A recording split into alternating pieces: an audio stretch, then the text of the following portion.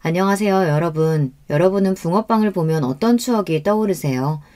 제가 어릴 때부터 붕어빵은 겨울철이면 늘 주변에서 볼 수 있었고 겨울철 대표 간식으로 손꼽히곤 했는데요. 요즘은 찾아보기가 힘들다죠. 오죽하면 붕세권이라는 말이 나돌 정도로 보기 힘들어졌을까요? 저에게는 붕어빵이 좀 더 특별한 의미가 있답니다. 아빠와 추억의 상징 같은 것이죠. 겨울이면 아빠는 항상 퇴근길에 붕어빵을 사서 우리 가족에게 나눠주셨어요. 이 아빠는 어릴 때부터 이게 그렇게 먹고 싶더라. 오늘처럼 힘든 날에는 붕어빵이 생각나서 우리 아들, 딸하고 엄마하고 나눠 먹고 힘내야지. 다른 집 아빠들은 일이 힘드실 때 친구들이랑 약주하고 거나하게 취해서 집에 들어오실 텐데 우리 아빠는 참 별나셨죠. 아빠는 전기 설비공이셨어요. 아빠는 1982년부터 일을 하셨었는데 천장 전득 작업과 해머 드릴, 전선관 매립 등등 힘든 일을 해오셨어요. 특히 전기공사에서 사용되는 무거운 자재를 어깨에 메고 나르는 일을 반복하느라 아빠는 늘 어깨가 아프다고 집에서도 자주 말씀하셨어요. 어릴 때면 아빠가 어깨랑 등이 아프시다고 해서 오빠랑 같이 안마를 해드렸어요. 그러면 아빠는 우리 새끼들이 안마해주니까 하나도 안 아프네 이러면서 웃으셨죠. 사실은 계속 많이 아프셨을 텐데 말이에요. 이렇게 힘들게 돈을 벌어 저랑 오빠를 키우셨으니 효도를 해야 하는데 우리 오빠는 철이 없었습니다. 친구들하고 나가서 축구하고 지면 싸우다 오는 게 하루 일과였거든요. 하라는 공부는 안 하고 자잘하게 사고를 치니 우리 엄마 아빠의 한숨이 늘었죠. 동생인 저는 오빠가 한심해 보였어요. 그러다가 정신을 차릴 줄 알았지만 오빠는 대학도 저기 지방에 있는 지방대에 갔어요. 대학 등록금만 있으면 무늬만 대학생인 그런 곳을 뭐하러 가는지 모르겠지만요. 그래도 아들 대학 보낸다고 공부 하나도 안 하는 오빠를 위해 등록금 4년 동안 내주셨습니다. 뿐만인가요? 지방이니까 자취한다고 해서 방 월세며 식비며 다 부모님이 대주셨어요. 오빠보다는 조금 철든 저라도 열심히 공부해서 성공해야 했습니다. 저는 여중여고를 졸업했는데 거기에서도 늘 전교권 성적으로 다니다 중앙대학교 약학대에 입학했어요. 그렇게 대학교 생활을 하던 중에 우리 집에 큰일이 들이닥쳤습니다. 제가 대학교 3학년 때 아빠는 일하시던 도중 허리가 끊어지는 극심한 통증을 느끼고 쓰러지신 거예요. 회사에서 응급병원으로 옮겨졌지만 어깨 부분 파열과 추간판 탈출증이라는 허리 디스크를 진단받고 입원해서 수술을 받으셔야 했습니다. 20년이 넘는 세월 동안 반복해서 힘든 전기공사를 수행했던 아빠는 이미 몇 년 전부터 어깨와 허리의 통증이 심해져 잘 움직이지 못하셨더랬죠. 하지만 아빠는 진통제를 먹어가며 일을 멈추지 않으셨습니다. 아빠는 대학생인 저와 오빠를 졸업할 때까지 뒷바라지해야 한다는 신념이 있으셨기 때문이죠. 그동안 아빠는 퇴근 후에는 거의 침대에 누워 계시면서 엄마는 파스를 붙이고 얼음찜질을 해가면서 하루하루 버티다 그만 더 이상 몸이 버티질 못한 거예요. 아빠가 병원에서 수술을 받으셨지만 그 이후 전처럼 사시지는 못했습니다. 제대로 일어나서 걷지도 못할 만큼 거동이 힘들어졌기에 하시던 일도 그만두어야 했습니다. 우리나라가 선진국 반열에 오르던 참이라지만 아직도 근로자들의 대우는 열악하기 그지 없었습니다. 분명 아빠는 업무상 재해로 인해 반불구의 몸이 되셨지만 회사에서는 위로금 5천만 원 외에 산업재해로는 인정해줄 수 없다고 나왔어요. 원통했지만 회사에 소송을 걸기엔 우리는 평범한 소시민으로 쉽지 않았습니다. 그저 위로금을 생활비로 까먹으면서 살아야 했습니다. 전 집안 사정이 나빠지자 어두운 얼굴로 대학교를 다녔습니다. 그런 저의 힘든 상황을 눈치채고 다가와준 사람이 있었어요. 바로 정기준이라는 남자애인데 같은 중앙대학교 전자공학과의 친구였습니다. 기준이는 빠른 년생으로 저보다 한 살 어리지만 같은 학번으로 친구처럼 지냈어요. 지난 학교 축제 때 우리과 행사 부스에 놀러왔던 기준이는 저를 처음 만났습니다. 그 이후부터 우리는 친구처럼 자주 보고 지냈어요. 리니야, 요즘 무슨 일 있어? 너 요즘 표정이 너무 안 좋아서 걱정된다. 친구들에게 우리 집 사정을 얘기하는 것이 부끄럽다는 마음에 애써 그 질문을 피했어요. 하지만 기준이는 어떤 눈치를 채곤 저에게 집요하게 물어봤고 전 간단하게 우리 아빠가 다친 사정을 털어놓았어요. 난 중학교 때 우리 엄마가 폐암에 걸리셔서 엄마 옆에서 간호해드린 적도 있어. 그러다가 몇 년 못 사시고 돌아가 버리셨지만 말이야.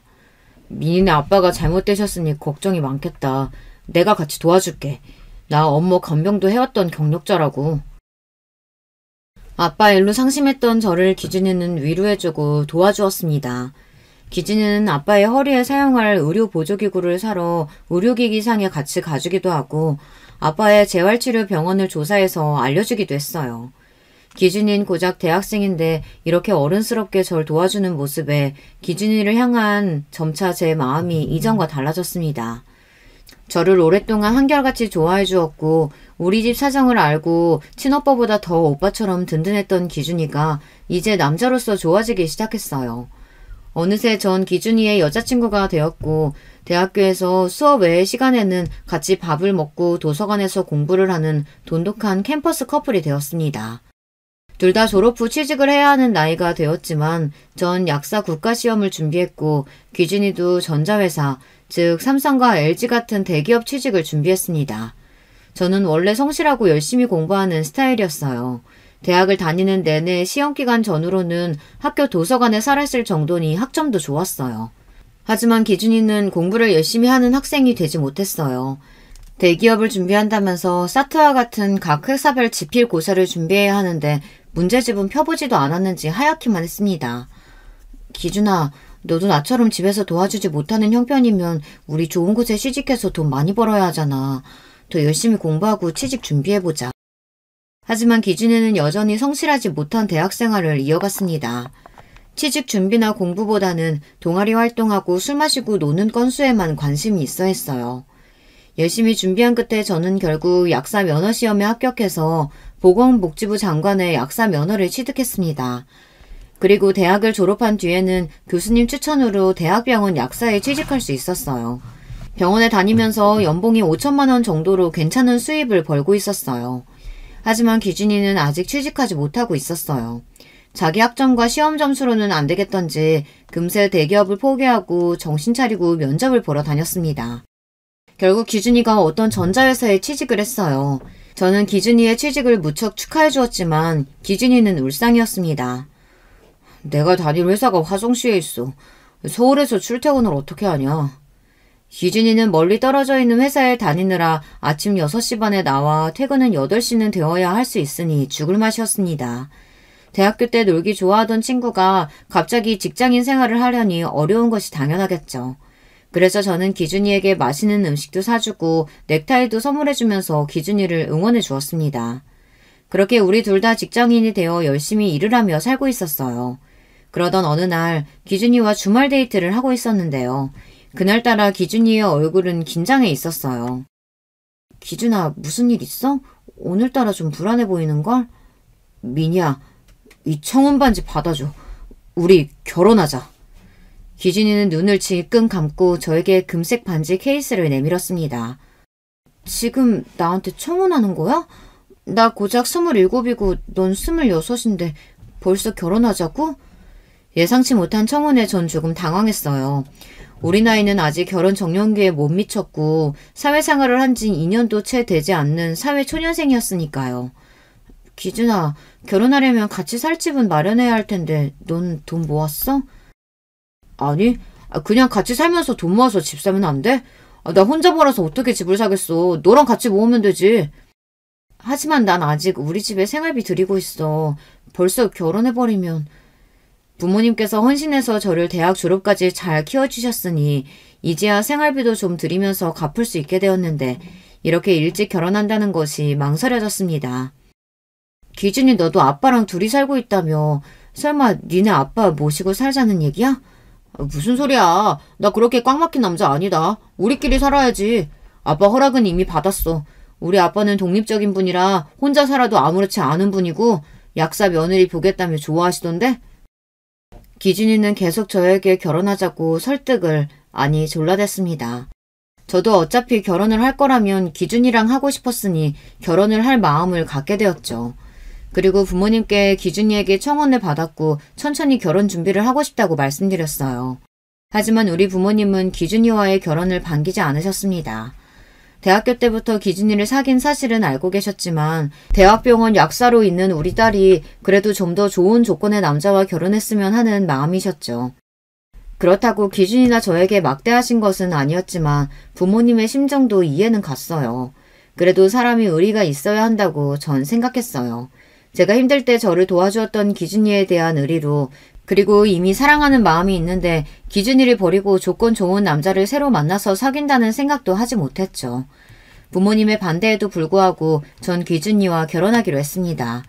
양가 어르신들은 너희가 알아서 하면 따라주겠다는 좋은 분들이셨기에 우리는 둘이서 결혼식장도 잡고 신혼여행도 알아보면서 결혼 준비를 했습니다. 그리고 몇 번 집 문제로 기준이와 다투기는 했지만 무탈하게 잘 결혼식까지 올렸습니다. 신혼집이 문제긴 했던 것이 제가 알뜰살뜰 모은 돈 7천만 원이 있었고 기준이는 800만 원밖에 없었기에 아파트 전세금으로는 부족했습니다. 저는 우리 형편에 맞춰 신림동이나 신대방 쪽에 20평대의 빌라 전세를 가자고 했지만 기준이는 자기 회사에 출퇴근하기 힘들다면서 양재역 부근을 알아봤어요. 거긴 강남 쪽이라 아무리 작은 빌라여도 1억은 더 필요했기 때문에 하는 수 없이 소득이 높은 제 명의로 대출을 받아야 했습니다. 거실과 부엌 그리고 방이 2개 있는 깨끗한 빌라에서 우린 신혼살림을 시작했습니다. 제 직업이 탄탄하고 맞벌이로 일하고 있으니 언젠가는 강남의 아파트도 살 수 있겠다는 꿈을 갖고 하루하루 열심히 일했습니다. 그러다가 그만 전 허니문 베이비를 갖게 되었습니다. 신혼여행에서 생긴 아이는 이듬해 건강한 모습으로 태어났습니다. 아기는 딸로 이름은 정시영이라고 붙여주었죠. 우리 딸 시영이는 참 웃음이 많은 예쁜 아기였습니다. 저는 시영이를 낳기 전까지 약사 일을 했지만 시영이를 낳고 나서는 쉽게 복직하지 못했어요. 다른 사람 손에 맡기지 못할 만큼 우리 딸은 너무 예뻤으니까요. 그래서 가능하면 만 3세까지는 딸을 키우고 싶었습니다. 육아책을 보면 아이가 너무 어릴 때 시설에 맡겨지면 정서적으로 안 좋을 수 있다고 하더군요. 하지만 제 뜻과 달리 시영이를 집에서 키우고 있는 저를 남편은 탐탁지 않아 했습니다. 보통 가장이 되면 우리 아빠처럼 자기 몸이 부서져라 이래서 가족들을 벌어먹이는 것이 우리 한국의 남자들 아닌가요? 하지만 남편은 제가 아기를 어딘가에 맡겨두고 일해서 돈을 벌었으면 했습니다. 아니 자기처럼 능력 있는 약사가 집에서 살림이나 하고 애 보는 여자로 썩는다는 게 말이 되냐고. 난 자기가 이럴 때 그렇게 멋지더라. 우리 애기는 장모님이나 우리 아빠가 봐주시면 되지 않겠어? 자기야, 우리 엄마 몇 년째 아빠 간병하시느라 애기 볼 상황이 안 되셔. 그럼 자기네 아빠는 어때? 우리 애기 집에서 봐줄 뿐이야? 하긴 우리 아빠는 그럴 사람 아니지. 그럼 도우미 아줌마 집에 부를까? 집에 와서 애기 봐주시는 이모님들 월급이 달에 200도 넘어. 자기 월급이랑 별반 차이 없단 말이야. 아니 그런 아줌마들 월급이 왜 그렇게 세? 그럼 하는 수 없네. 아주 좋은 어린이집 알아보고 거기에 보내자. 응? 시부는 시모가 돌아가신 지 10년이 넘었지만 그동안 직접 요리해서 남편을 먹이고 키우셨을 정도로 집안일에 익숙한 분이셨어요. 하지만 퇴직하신 지 몇 년이 된 이후로는 부쩍 모임이 많이 늘으시면서 밖에 돌아다니시느라 시부댁에도 잘 안 계십니다. 이분은 제사 지내라 명절에 오래 내려와 있어라 이런 며느리로서의 도리를 요구하시는 분은 아니었어요. 다만 저에게 자주 용돈을 요구하시고 여행도 철마다 보내달라고 하는 분이셨습니다. 이런 분이 우리 딸을 집에서 키워주실 리 만무하죠. 아직 어린 딸을 제 손으로 키우고 있었지만 그러기엔 살림이 빠듯했습니다. 무리하게 받은 대출금에 이자도 있고 남편의 월급은 세금을 떼고 240 정도가 전부니까요. 상황이 이러하니 전 아이를 낳은 지 1년 만에 복직해야 했습니다. 하지만 전처럼 대학병원이 아닌 약국의 페이닥터를 하기로 했습니다. 아이를 출근하면서 어린이집에 데려다주고 퇴근 때 데려오기 위해 근무 시간에 여유가 있는 약국을 알아봤어요. 다행히 집에서 멀지 않은 곳의 약국에 페이닥터로 취직해 딸을 어린이집에 보내면서 일을 할 수 있었습니다. 우리 부부는 맞벌이로 바쁘지만 딸 커가는 재미를 보면서 열심히 살고 있었어요. 그리고 차근히 대출금도 다 갚았고 아이가 유치원에 갈 무렵 아파트 청약을 받았습니다. 남편은 이런 재테크에는 관심도 없는 사람이라 이것도 제 친구 도연이가 추천해줘서 넣었죠. 몇 번 시도하던 끝에 강남의 한 아파트 청약에 당첨되었습니다. 너무 기쁜 일이었지만 한편 분양금이 높아서 걱정이었습니다. 바보야, 네가 약사고 남편도 같이 버는데 무슨 걱정이야. 중도금 대출도 나오니까 그 대출금 갚다 보면 어느새 너 강남에 집 한 채 있게 되는 거야. 그리고 아파트 청약을 알려준 이 친구는 저에게 더 좋은 소식을 알려주었습니다. 나 이번에 남편이랑 개원하기로 했어. 거기 병원 상가 1층에 너네 약국 열어. 내가 도와줄게. 제 친구 도영이는 소아과 의사였습니다. 남편도 같이 공부하던 의대생 커플이었죠. 두 부부 의사가 소아과를 개원하기로 한 것이었어요. 내 친구가 개원하는 병원 근처에 약국을 하게 된다면 시너지 효과로 전 안정적인 수입을 기대할 수 있었습니다. 그래서 페이닥터를 그만두고 전 제 약국을 차리게 되었어요. 약국 개업식 날 우리는 간단히 고사를 지내기로 했습니다. 떡이랑 돼지머리, 사과 등을 술과 함께 고사상에 차려놓고 절을 했어요. 남편은 그날 어찌나 좋아하던지 저보다 더 좋아했습니다. 나 이제 진짜 쉬었다면 됐네. 내가 아침밤으로 열어주고 당신이랑 같이 출퇴근도 해줄게. 돈 많이 벌어와 여보. 이렇게 애교 섞인 말로 남편이 내 약국 개업을 축하해 주었습니다. 제 스스로 차린 약국에 열정을 쏟아부어 성실하고 친절하게 손님들을 대했습니다. 그랬더니 얼마 안 되어 제 약국에 많은 손님들이 와주셨어요. 혼자서 운영하기에 바빠져서 페이닥터 약사 1명을 고용하고 아르바이트생 1명까지 추가로 들이게 되었습니다. 수입은 전보다 배 이상 늘어나서 이렇게 하다 보면 강남 아파트 중도금도 어렵지 않겠다는 마음에 들떠서 열심히 일했습니다. 하지만 저와 다른 마음을 먹고 있는 남편이 있었어요. 남편은 취직해서부터 늘 억지로 회사에 다니는 사람이었어요. 승진하고 열심히 일 배울 생각은 별로 하지 않고 틈만 나면 회사를 그만둘 생각만 하고 있었어요. 그러던 차에 제가 약국까지 하고 나니 자기가 일을 그만둬도 괜찮지 않냐며 나오는 겁니다. 자기야, 생각해봐. 자기는 이제 아침부터 밤 늦게까지 약국하느라 바쁘잖아. 집안일이나 우리 서영이 육아도 힘들 텐데 나라도 집을 지켜야 하지 않겠어? 내가 회사에서 버는 돈이나 가정부 쓰는 돈이나 비슷할 텐데 내가 한번 전업주부로서 잘해볼게. 계속해서 애교를 부리고 졸라대는 남편을 이길 재간이 전 없었습니다. 결국 남편이 퇴사하는 것에 동의하고 이렇게 말했습니다.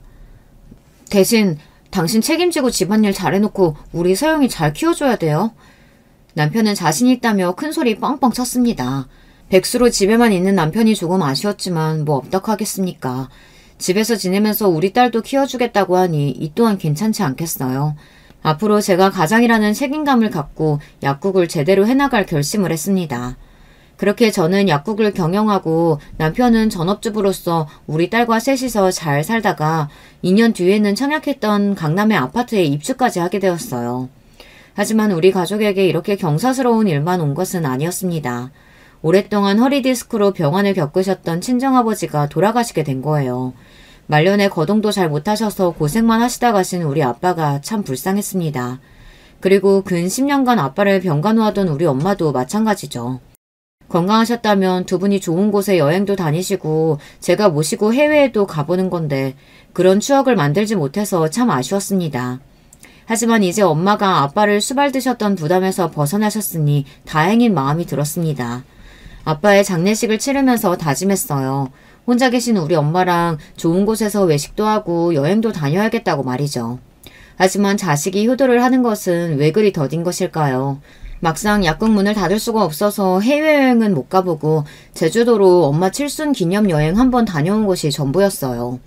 그래도 전 엄마가 옆에 있어주셔서 참 좋았습니다. 제가 약국에 있을 때 엄마가 도시락을 싸와서 같이 까먹고 근처 찻집에서 차도 마시면서 자주 찾아뵈었어요. 그렇지만 저의 이런 소소한 행복은 오래가지 못했습니다. 엄마의 칠순 생일이 지난 지 몇 달 안 되었던 어느 날 엄마가 갑자기 쓰러지셨다는 연락을 받았습니다. 버스를 타고 있던 엄마가 갑자기 쓰러지셔서 같이 탄 승객분께서 구급차를 불러 다행히 금방 병원으로 옮겨져서 위기를 넘길 수 있었다고 합니다. 엄마는 뇌혈관의 이상으로 뇌경색이 나타나셨고 목숨은 건지셨지만 얼굴 일부와 팔다리 한쪽을 잘 못 움직이셨어요. 의사는 뇌경색 후유증으로 이런 신체 기능 마비 증상이 생겼지만 확실한 치료제가 있는 것은 아니라서 집에서 잘 보살펴드려야 한다고 설명했습니다. 불쌍한 우리 엄마. 아빠 수발을 드시느라 고생만 하다가 아빠를 보내드리고 나서 좀 편하게 사실 줄 알았는데 1년이 지나서 이렇게 본인 몸이 상하셨으니 말입니다. 우리 엄마 인생이 너무 안쓰러워서 가슴이 찢어질 듯 아파왔어요. 엄마가 퇴원하신 뒤에 혼자 사시던 중계동 집에 보내드릴 수 없어서 전 오빠에게 이 일을 상의했습니다.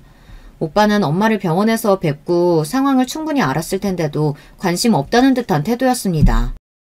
오빠, 아빠가 아프셨을 때도 우리가 제대로 자식 노릇하지 못했잖아. 난 월급으로 생활비라도 드렸지.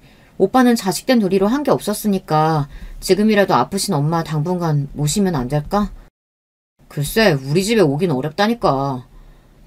이렇게 오빠와 올케 언니는 나 몰라라 하고 있었어요. 엄마가 이날까지 어떤 마음으로 오빠를 키웠는데 1억이야? 누가 돈 대달래? 나는 약국하느라 엄마를 모실 수가 없잖아. 올케 언니는 전업주부니까 엄마 모셔줬으면 좋겠어. 대신 내가 간병비는 보탤게. 야, 오라비 앞에서 약국해서 돈 번다고 유세냐? 우리 아표가 죽어도 못하겠다는데 어떻게 강요하겠어. 그리고 나도 지금 사업 준비하고 있어서 어렵단 말이야. 어쩔 수 없이 전 엄마의 퇴원 수속을 마치고 우리 집에 모셔왔습니다. 그리고 남편을 안방에 불러서 조심스럽게 이야기했어요. 오빠가 친정엄마 모시기 힘든 상황이라고 해서 당신만 괜찮으면 우리 집에 당분간만 지내시게 해도 될까? 그래, 그렇게 하자. 저는 제 귀를 의심했습니다. 고민 끝에 어렵게 한 부탁을 이렇게 흔쾌히 승낙해주다니 그런 남편이 너무 고마워서 눈물이 날 것 같았어요. 자기야, 정말 너무너무 고마워. 도움이나 뭐 필요한 거 있으면 내가 다 해줄 테니까 엄마 거동만 좀 도와주면 좋겠어. 퇴근하고 나서는 내가 할게. 그래, 엄마도 간호했던 나한테 어렵지 않으니까 너무 신경 쓰지 마. 장모님이 어디 아프신 건 아니잖아. 그냥 밥 차려드리고 움직이실 때 도와드리면 되는 거지? 응, 맞아. 그리고 식사 후엔 꼭 병원에서 타원약 드리고 그것만 해주면 돼. 전 아주 큰 짐을 벗어버린 기분이었습니다. 남편이 친정엄마를 모셔준다면 모든 일이 만사형통이었으니까요. 마침 집에 있던 드레스룸으로 쓰던 작은 방 하나를 정리해서 엄마가 사용하실 침대와 안락의자를 놓아드렸어요. 미니야, 아니 정서방이 나 여기 있어도 된대? 너네한테 패기치기 싫은데 그저 어디 요양원이라도 가야 하는 거 아닐까? 엄마, 정서방이 참 사람이 괜찮아. 아주 흔쾌하게 엄마 모실 수 있다고 자기가 나서는 거예요. 엄마는 아무 부담 느끼지 마시고 우리 집에서 편하게 지내시면 돼요. 퇴근하고는 내가 봐드릴 테니까 나 없는 동안 필요한 거 있으면 편하게 정서방한테 이야기하세요. 네? 이렇게 거동이 불편한 친정엄마를 모시면서 우리 가족은 잘 살고 있었습니다. 다만 남편이 저에게 요구한 부분이 없지는 않았어요.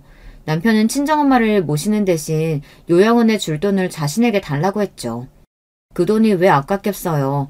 전 생활비 이외에도 남편에게 따로 200만 원을 주었어요. 약국이 쉬는 날이면 제가 집에서 엄마와 지내고 남편에게는 외출하고 오라고 했습니다. 거기에 시부는 내 아들이 너 대신 효도를 해주고 있으니 너도 나한테 용돈으로 보상하라 이렇게 말씀하셔서 시부께 100만 원씩 보내드렸어요. 돈은 좀 들었지만 그래도 이렇게 함께 지낼 수 있으니 얼마나 다행이겠어요. 그렇지만 엄마를 모시고 산 지 반년 만에 감춰진 일들은 수면 위로 올라왔고 전 뒷목을 잡게 되었습니다. 우리 집에서 몸도 마음도 편하게 지내시는 엄마는 왜인지 모르게 날이 갈수록 수척해지고 표정도 어두워지셨으며 말수가 부쩍 줄었어요. 일이 벌어졌던 그날도 출근하면서 엄마의 컨디션이 안 좋아 보이셔서 어디 용한 한의원에 모시고 가서 보약 한 채 해드려야겠다고 생각해서 엘리베이터를 기다리고 있었습니다. 그때 앞집 할머니가 나오셨어요. 좋은 아침이에요, 할머님. 오랜만에 얼굴 뵙네요. 응, 요즘 약국 하느라 바쁘다면서? 그래서 집에 늘 친정엄마랑 남편만 있는 것 같더니. 에휴, 그래도 그러면 안 되지. 네? 어떤 걸 그러면 안 된다는 말씀이세요? 아니.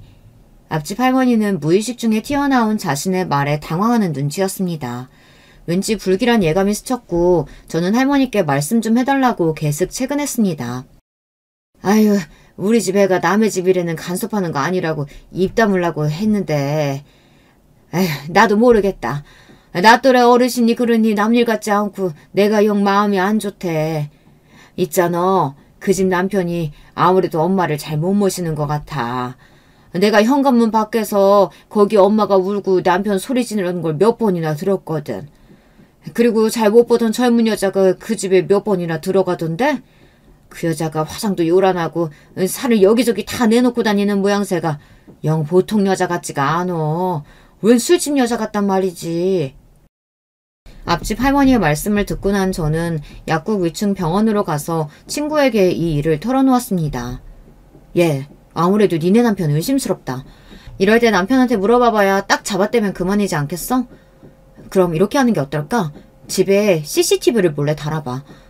친구의 얘기대로 인터넷을 검색해서 CCTV 몇 대를 구매해서 집안 곳곳에 남편 몰래 달아두었습니다. 그리고 떨리는 마음으로 3일 동안 녹화된 영상을 약국 문을 열기 전 이른 아침 혼자 보기 시작했어요. 그 영상을 보고 나서야 전 뒤늦게 알게 되었습니다. 영상 속 우리 집 안에서는 악마와 같은 일들이 벌어지고 있었습니다. 남편은 자기 아침상을 차리는 모양인지 생선과 고기를 구워서 식탁에 맛있는 한 상을 차려 올렸습니다. 거기에 밥숟가락과 밥만 올린 뒤 엄마를 모셔와서 함께 드실 줄 알았어요. 하지만 남편은 혼자 식탁에 앉아 TV를 보며 그 맛있는 음식들을 혼자 먹어치웠습니다. 식사를 마친 남편은 접시에 밥 한 덩이, 김치랑 남은 밑반찬 몇 개를 담았어요. 거기에 고기나 생선도 올리지 않은 그 부실한 섞은밥 하나만 갖고 엄마 방에 들어갔습니다. 그리고 숟가락 하나로 엄마의 입에 그것들을 무성의하게 집어넣는 거예요. 우리 엄마는 원체 밥도 꼭꼭 씹어 천천히 드시는 분이고 국 없이는 아침 식사도 못하는 분인데 그렇게 우겨 넣으니 중간중간 캑캑하면서 체하셨어요. 남편은 그 모습을 보고 가만히 있고 엄마는 겨우 물을 조금 마셔가면서 진정하셨습니다. 나중에 안 사실이지만 남편이 엄마의 밥을 억지로 먹이는 과정에서 흡인성 폐렴까지 오셨던 거예요. 저와 딸이 함께 있을 때면 남편은 제대로 식사를 차려 엄마를 휠체어에 모시고 와서 식탁 자리에 잘 모셔다 드리고 함께 먹었어요. 엄마가 숟가락을 드시면 거기에 자기가 이것저것 반찬도 올려드리고 했단 말입니다. 하지만 제가 없을 때마다 이렇게 비인간적으로 엄마에게 식사를 드렸던 거예요. 엄마 얘기로는 그마저도 하루 삼시세끼도 못 얻어먹었대요. 집에만 누워있는 노인네가 많이 먹어봐야 똥오줌만 많이 싸지. 뭘 더 먹겠다는 거예요. 적당히 좀 먹어요. 라고 하면서 두 끼만 챙겨줬던 겁니다. 어쩐지 제가 엄마 간식으로 사다 놓은 영양갱이나 과자들을 너무 금방 다 드셔버려서 간식 욕심이 생기셨나 했더니 실은 배고파서 그걸 드신 거였어요. 남편은 엄마의 간병 전부를 맡는다고 했지만 여자인 엄마의 자존심상 성인용 기저귀와 속옷은 제가 아침 저녁으로 갈아드렸습니다. 대신 낮 시간 동안에 화장실 가시고 싶을 땐 남편이 모시고 변기에 앉혀드리는 것만 부탁했어요. 하지만 영상 속에서 엄마는 안절부절 못하면서 화장실에 가고 싶어 했음에도 남편은 이 요구를 무시한 채 누워서 핸드폰만 하고 있었어요. 급기야 엄마가 참지 못하고 바지에 소변을 보고 말았는지 남편은 그런 엄마에게 막 소리를 지르고 옆에 있던 휴지각을 던져버리는 게 아니겠습니까? 엄마는 너무 창피하고 무서워서 그저 팔을 살짝씩 버둥거리는 것 밖에는 할 수가 없었고 그저 울고만 계셨습니다. 남편이 그동안 우리 친정엄마를 소홀히 모시는 차원을 넘어 괴롭히고 무시했다는 사실에 너무 놀라 한참 동안 뛰는 가슴을 진정시켜야 했습니다. 그리고 배신감과 남편에 대한 분노가 올라왔지만 일단 우리 엄마를 안전한 곳으로 모시고 가야겠다는 생각이 들었어요. 이 사실을 확인하자마자 저는 약국 문을 닫고 집으로 달려갔습니다. 오전 시간인데도 집에 남편은 없고 엄마 혼자 계셨어요. 아니, 네가 어떻게 여길... 평소라면 오지 않을 시간에 갑자기 연락도 없이 집에 온 저를 보고 엄마는 몹시 놀라셨어요. 엄마, 나 다 알고 왔어. 왜 이러고 계신 거예요? 왜 혼자서 울고 있어? 나한테 진작 말을 하지. 왜? 눈이 벌겋게 부어있으신 걸 보니 울고 계셨나 봐요. 그런 엄마 모습을 보고 전 너무 화가 나고 속상해서 엄마에게 말도 안 되게 퍼부었어요. 아니다. 그냥 정서방이랑 조금 다툰 것뿐이야. 평소에는 나한테 잘해주고 서로 사이 좋아. 딸한테까지 거짓말하지 마세요. 제가 CCTV로 다 보고 왔어요. 엄마 이렇게 살고 있는지도 모르고 내가 정말 미안해요. 우리 엄마 내가 모시겠다고 데리고 와놓고선 이렇게 힘들게 만들어버렸으니 다 내 잘못이에요. 우리 당장 이 집에서 나가자고요. 정서방 그 작자가 우리 엄마 더는 못 괴롭히게 할 거야. 전 택시를 불러서 택시기사님과 함께 엄마를 택시에 모시고 알아두었던 요양원에 갔습니다. 집에 오기 전에 의사인 친구와 엄마를 어디에 모실지에 대해 함께 상의했어요. 요양병원에는 의사와 상주해 있어서 주로 장기 요양하면서 치료가 필요한 어르신들한테 적당해. 하지만 막상 가보면 그냥 병원같이 생기고 중증 환자분들이 많아서 건강하신 친정엄마한테는 맞지 않을 수도 있어. 우리 엄마는 치매도 없으시고 중풍으로 거동이 힘드신 것 말고는 생활에 큰 지장이 없어. 그럼 오히려 요양원이 좋으실 거야. 여긴 돌봄이 목적이라 치매나 뇌졸중 같은 노인성 질환으로 거동이 불편하신 어르신들이 많거든. 씻는 거나 배변 도와주는 사람들도 있고 음식도 나오고 세탁도 해주는 도움을 주고 있으니까 말이야. 여긴 좀 더 집같이 생겨서 어르신들이 편해하시지. 친구가 알아봐준 요양원은 집에서 차로 40분 정도의 거리였지만 도리어 서울 외곽이라 푸른 산으로 둘러싸인 공기 좋은 곳에 위치해 있었어요.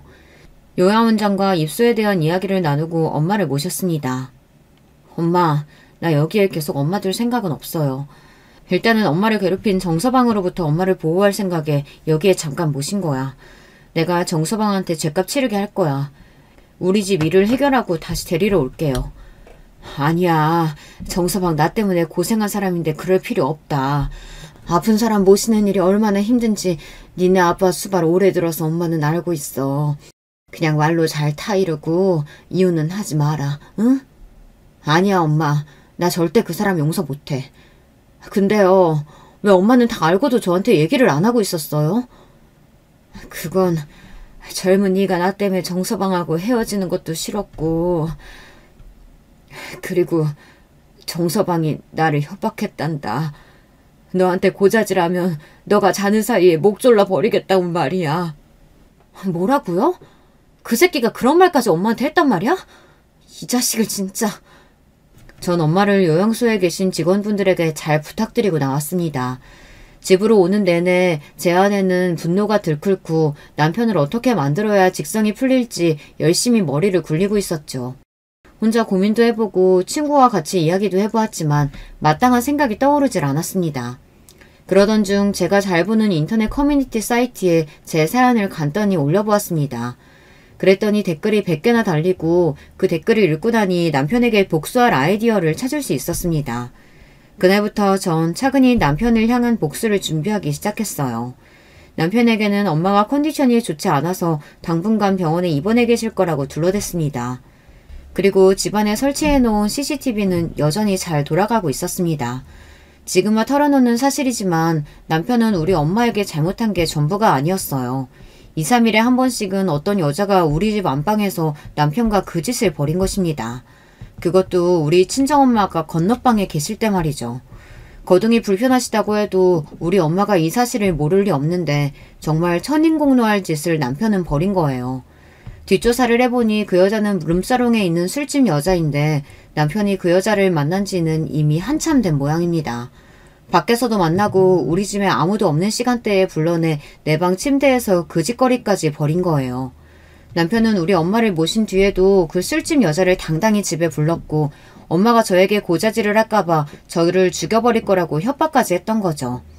집에서 살림하고 우리 딸과 친정엄마를 보살펴준다는 명목으로 돈 한 푼 안 벌어와도 감사한 마음으로 살았는데 게다가 지 용돈과 지 예비 용돈까지 몇백을 주었는데 이렇게 제 뒤통수를 친 겁니다. 전 술집 여자와 벌인 이 일을 영상 그대로 저장해서 제가 수임한 이혼 변호사에 이메일로 보냈습니다. 부끄러운 영상이지만 이혼 과정이 순탄치 않다면 유용한 증거로 쓰일 테니까요. 전 사실 처음부터 이혼할 마음을 먹고 변호사를 구해 이혼 준비를 하고 있었습니다. 저는 의뢰한 변호사에게 신신당부했어요.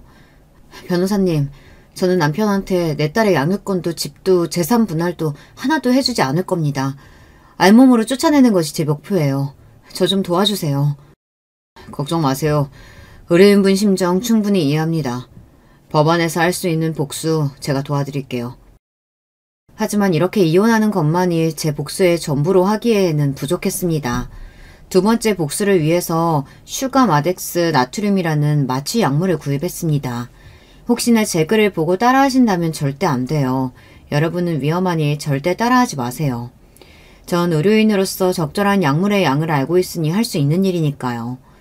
그날은 딸 시영이가 고등학교 수학여행을 떠나는 날로 집에는 우리 부부만 있었습니다. 집도 조용하고 우리 오랜만에 오붓하게 한잔 할까? 좋지. 저는 남편이 좋아하는 비싼 양주를 꺼내들었고 신이 난 남편은 부엌에서 안주 몇 개를 내왔습니다. 그리고 남편과 술을 마시기 시작했습니다. 저는 알코올에 강한 편이기도 하고 막상 술 마시는 척만 하고 몇 잔 마시지 않았어요. 남편만 흥이 올라서 술을 여러 잔 들이키고 있었죠. 남편이 화장실 간 틈에 저는 남편 술잔에 마취 약물을 몇 방울 탔습니다. 그리고 돌아와 소파에 앉은 남편에게 술을 계속 권했고 남편은 마취 약물이 들어간 술을 마시고 말았습니다. 이내 남편은 술 기운인 줄 알고 잠이 들었습니다. 사실 이 약물은 전신마취 등에 쓰이는 약물이지만 소량 흡입했기에 남편은 마취된 환자처럼 쓰러져 잤습니다. 전 남편을 침대에 겨우 끌고 와서 침대의 봉에 팔과 다리 사지를 끈으로 묶었습니다. 이때부터 이틀 동안 남편에게 지옥을 맛보게 해야 했으니까요. 이튿날 아침 남편은 살짝 의식이 돌아왔습니다. 하지만 쉽게 몸을 움직이지 못했을 겁니다. 그건 묶어놔서가 아니라 마취의 효과가 남아있었기 때문이죠. 이게 무슨 일이야? 내가 왜 이러고 있어? 당신이 이런 거야? 나야. 근데 난 지금 당신 아내로서가 아니야. 내 엄마를 괴롭힌 남자한테 그 고통을 조금이라도 느껴보라고 이런 시간을 마련한 거지. 그게 무슨 말이야? 내가 장모님을 괴롭혔다고? 네 엄마 대신해서 모셔준 나한테 이런 짓을 해? 잡아떼지 마. 우리 엄마가 너한테 당한 짓 내가 모를 줄 알아? 넌 이제 몸도 잘 움직이질 못할 거야. 그렇게 거동이 불편한 사람이 한번 돼보라고. 전 남편을 비웃고 안방에서 나갔습니다. 그리고 맛있는 반찬과 찌개를 만들어서 아침상을 차렸어요. 너무 좋은 냄새, 그리고 어젯밤의 숙취 등으로 남편은 그 음식이 먹고 싶어서 안달이 났죠. 나도 밥 줄 거지? 나 굶기지 마. 지금 속이 토할 지경으로 메식거려서 찌개 한 모금만 먹고 싶어. 저는 아무 말 없이 국그릇에 밥과 찌개 그리고 반찬 몇 개를 섞었어요. 그것은 마치 잔반을 처리한 꿀꿀이젓처럼 보였습니다. 그것을 남편에게 내밀었습니다. 나보고 이 음식물 쓰레기 같은 걸 먹으란 말이야? 저는 남편의 입에 이 음식을 숟가락으로 퍼서 한 입 한 입 떠 넣어주었습니다. 남편도 처음에는 거부하다가 배가 고파서인지 이내 받아먹었어요. 그러던 도중 컥컥거리기도 했습니다. 그만 천천히 좀 넣어. 살에 걸려서 기침하는데도 밥을 우겨 넣냐? 그냥 처먹어. 연로하신 우리 엄마한테 매일 이렇게 밥 먹여줬잖아. 남편은 자기가 한 짓이 떠올라서 흠칫 놀랐습니다. 갑자기 전 이 밥도 주기 싫어져서 부엌 개수대에 남편이 먹던 것을 버려버렸습니다. 나 아직 배고파. 더 줘. 남편의 말을 무시한 채로 전 식탁에 앉아서 천천히 우아하게 아침밥을 거하게 먹었습니다. 물론 남편은 그런 제 모습을 아무 말도 못하고 바라보기만 했죠. 아침 식사 후에 남편은 계속 풀어달라며 난리였습니다. 나 좀 그만 풀어주라고. 너 이거 경찰에 신고해? 하지만 전 남편의 말이 들리지 않는다는 듯이 대꾸도 하지 않고 TV를 보며 쉬고 있었어요. 나 쌀 것 같단 말이야. 화장실 좀 가게 잠깐이라도 풀어줘봐. 계속되는 남편의 부름에도 무시했더니만 이내 남편은 조용해졌습니다. 그리고 안방 침대는 찌릿내가 진동했어요. 전 코를 막고 다 큰 남자가 이게 무슨 짓이야? 이렇게 조롱했을 뿐입니다. 남편은 그 뒤로도 풀어달라며 저에게 사정했지만 그와 같이 비인간적인 생활을 하루 더 한 뒤에야 저는 남편에게 묶였던 끈을 풀어주었습니다. 인연이 나를 이렇게 만들어? 너 이리 와. 내가 너 죽도록 패버릴 거야. 포악하게 달려드는 남편은 아마 자기 생각대로 몸이 움직이지 않았을 겁니다. 휘청이면서 남편은 바닥으로 꼬꾸라졌어요. 아직 남편의 몸에는 마취약의 효력이 남아있었던 거죠. 저는 택시를 불러서 택시기사님께 팁을 드리고 부탁을 드렸습니다. 기사님, 저희 남편이 술만 먹으면 개가 돼서 제가 한 집에서 못 살겠어요. 이 사람 여기 자기 집으로 좀 보내주시겠어요? 제가 사례금으로 10만 원 더 드릴게요. 처음 기사님은 어리둥절해했지만 몸을 잘 가누지 못한 채로 버둥거리며 욕을 하는 남편과 침대에서 나는 찌릿내를 보며 상황을 이해했다는 듯이 제 말대로 따라주셨습니다. 전 그렇게 남편을 시부에게 반품했습니다. 이렇게 제 두 번째 복수는 끝났습니다. 몸이 불편한 사람의 처지가 되어 우리 친정엄마에게 했던 일들을 고스란히 남편에게 겪게 해주고 나니 제 속이 시원하더라고요. 이런 일을 우리 엄마는 6개월 동안이나 당했는데 남편에게 오래 할 수 없었던 것이 원통했어요. 남편이 택시에 실린 채로 시부집으로 돌아가자 시부는 저에게 노발대발해서 전화를 했지만 전 그대로 전화를 끊었습니다. 남편은 며칠 뒤 원래의 근육 상태로 회복했을 거고 경찰에 저를 신고했습니다. 신고를 받고 온 경찰은 저에게 그날 일을 물었지만 전 태연히 대답했습니다. 경찰관님, 그게 말이 되나요? 그 남자는 집에서 술 퍼먹고 나가서는 며칠 동안이나 집에도 들어오지 않았다고요. 전 이렇게 잡아떼었습니다. 사실 남편의 말이 횡설수설하고 정황상 맞지 않다고 생각한 경찰은 조용히 사건을 마무리했습니다. 남편은 자기가 당한 일이 억울해서 미칠 지경이었겠죠. 그 사이 제가 청구한 이혼 소장이 시부집에 도착했고 남편은 저에게 찾아왔습니다. 이혼? 그래, 이혼하자 해. 니네 엄마한테 무슨 말을 듣고 나한테 이러는진 몰라도 난 억울해. 난 니네 엄마 간병하고 집안이란 대가로 강남 아파트 정도는 받아야 너랑 이혼해 줄 거야. 이 멍청한 사람. 소장 제대로 읽어보지도 않았구나. 너 정기준이 불륜관계 및 생활비를 벌어오지 않는 등의 귀책 사유가 있어서 내가 이혼 소송을 건 거야. 재산분할? 웃기는 소리 하지 마. 당신은 결혼할 때부터 지금까지 돈도 얼마 벌어오지 못했어. 다 내가 번 돈으로 집 사고 생활비에서 먹고 산 거라고. 그나마 집에서 살림하고 엄마 간병 잘한다고 너랑 니네 아빠까지 용돈을 그렇게나 줬다. 그건 또 따로 청구할 거니까 기대해. 남편은 제 이야기에 억울하다며 펄쩍 뛰었지만 전 확실한 증거가 곧 드러날 테니 조용히 이혼이나 하라는 말을 끝으로 남편을 내보냈습니다. 남편은 제 이혼 소송에 맞고소하겠다며 변호사를 선임했고 우리는 아직도 이혼 소송 중입니다. 물론 저에게는 확실한 불륜의 증거가 있고 그간 경제적으로 제가 기여한 부분이 크기 때문에 결국은 제가 이길 것이라고 생각하죠. 하지만 제 마음이 참 허망하기만 합니다. 제 결혼 생활이 이렇게 지저분하게 끝이 날지 몰랐으니까요. 한편 일주일 만에 찾아뵌 엄마의 표정은 환해지고 얼굴 살도 오르고 아주 보기 좋았습니다. 엄마도 처음에 요양원 가는 게 좀 꺼려졌는데 웬걸 여기서 지내니 너무 좋다. 벌써 엄마 친구들도 사귀어서 말동무도 하고 요양보호사들이랑 간호사들도 나한테 다 잘 대해줘. 밥도 잘 나와서 엄마 살찐 거 좀 봐라. 요양원에 가려면 심사기간도 걸리고 까다로워서 입소하기 어렵다고 들었어요. 우리 엄마는 그만큼 장애 등급이 높지 않았고 그 당시에 급히 엄마를 모셔와야 했기 때문에 정부 지원금 없이 요양원에 꽤 큰 돈을 내야 했죠. 하지만 엄마가 이렇게 잘 지내시니 그 돈은 전혀 아깝지가 않았습니다. 약국하면서 딸도 키우고 제가 어떻게 엄마를 도와드릴 수 있을지 난감했는데 다행이었죠. 엄마, 괜히 나 듣기 편하라고 그러시는 거 아니죠? 아유, 진짜라니까. 내가 딸네 집에 간다고 하면 어르신들이 다들 말려. 괜히 가족 간에 의상하고 거기 가면 TV 보고 라디오 듣는 거 말고 노인네가 뭐 하겠냐고. 그 말이 맞다. 난 여기서 친구들과 지내는 게 더 마음이 편하고 참 좋아. 너희 아빠도 괜히 내가 집에서 병간호 했나 싶더라. 움직이기 힘들어졌을 때 바로 이런 곳에 와서 내가 자주 얼굴 들여다볼 걸 그랬어. 엄마, 고마워요. 그치만 저 자주 올게요. 다음에는 우리 시영이도 같이 올게. 좋지. 나도 우리 이쁜 시영이 보고 싶구나. 근데 혹시 정서방은 어떻게 지내니? 너한테 해코지한 건 아니지? 아휴, 우리 엄마도 참. 딸한테 해코지할까봐 그놈이 그러고 사는 동안 할 말도 못하신 거죠. 그 자식은 나한테 털끝도 건드리지 못해. 힘도 내가 더 셀걸? 당장 집에서 내쫓았고 이혼 준비하고 있어요. 난 이제 약국하면서 엄마랑 시영이만 보고 살 거야. 그게 행복해요. 이렇게 우리 친정엄마는 요양원에서 편안하고 건강하게 잘 지내고 계십니다. 그리고 저는 남편과 이혼 소송 중이지만 딸과 살며 약국도 잘 운영하고 있어요. 그런데 저에게 아직 고민거리가 하나 남아 있습니다.